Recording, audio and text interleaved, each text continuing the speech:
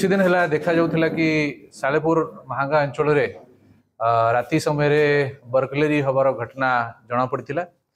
आउ ये burglary cases को केमिति डिटेक्ट करा जिवो और तापाई केमिति तार समाधान करा जिवो ताकु नै कि एसडीपीओ सालेपुर लीडरशिप रे सबु थाना मिसिकी राति समय रे तांकर प्रिवेंटिव एक्शंस आरंभ करथिले।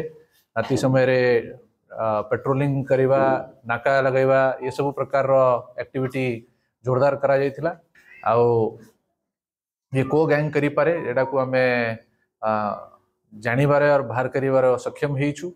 आउ ये गैंग रो जो मुख्य अछंती जो माने कि इन्वॉल्व अछंती सेमती हमें किछि लोकों को धरिवार सफल हेइछु। मानकर जते बेले पचराचरा कला गला ए माने मानिसंती के माने भद्रेश्वर रे आउ अन्य एरिया रे चोरी और राति रे पसिकी ये सब घटना लूटपाट घटना करिसंती।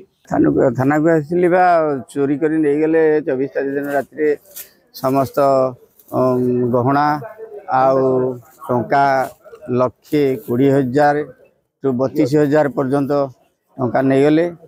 एला परे आउ मुंडे बाड़े देकी तालु फटे देले। आमर भद्रेश्वर मैडम जी अच्छा सी बहुत साहाय्य करी से समस्त ए पर्यंत आनी। मैडम तो डकेले कहले आस सालेपुर